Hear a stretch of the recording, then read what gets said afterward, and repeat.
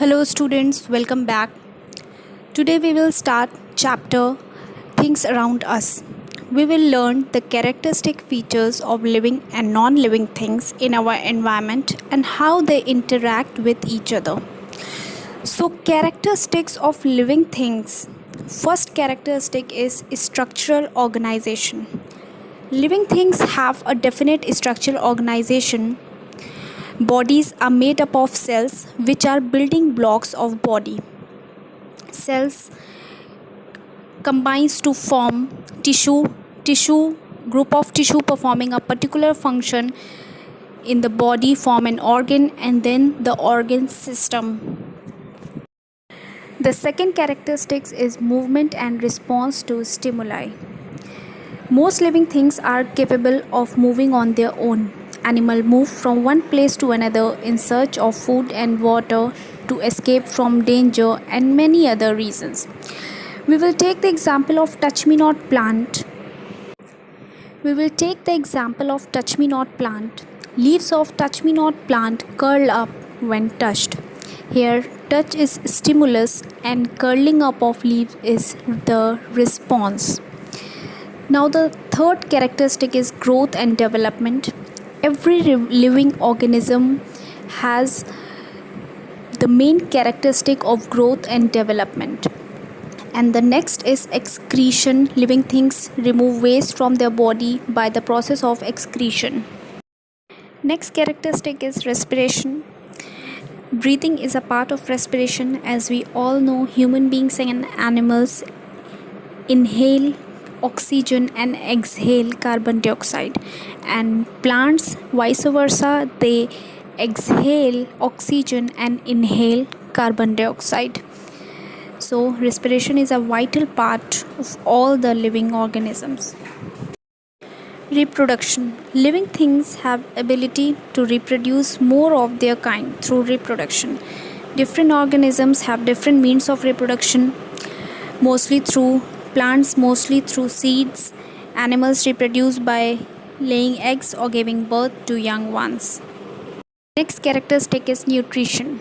All living things need food. Green plants manufacture their own food by the process of photosynthesis, hence they are called autotrophs.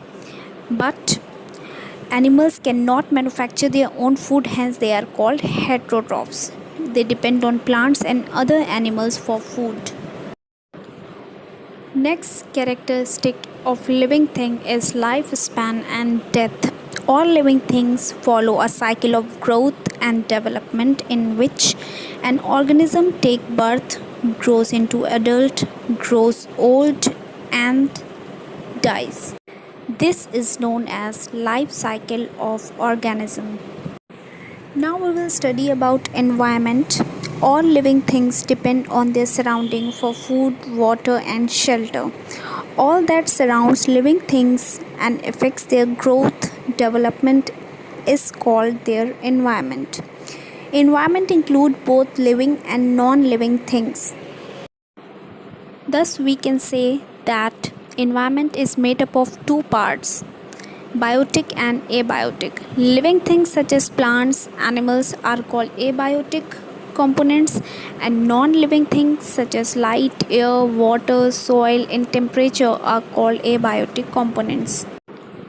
Biotic components include scavengers and decomposers also. They play a very important role in cleaning the environment by removing the dead bodies of dead plant and animals, helping in recycling of nutrients in the environment. Both biotic and abiotic components interact with each other. They are interdependent on each other. The following relationships are observed between plants, animals, scavengers and decomposers. Plants utilize sense energy to manufacture their own food through the process of photosynthesis. Then herbivore animals feed on that plant. Then carnivore animal feed on that herbivore animal. Then omnivore animal feed on that carnivore animal. Then scavengers and decomposers feed on dead plant and animals and release the nutrients trapped inside their bodies into the soil. The nutrients are then absorbed by the plant, which help them to grow and manufacture their own food.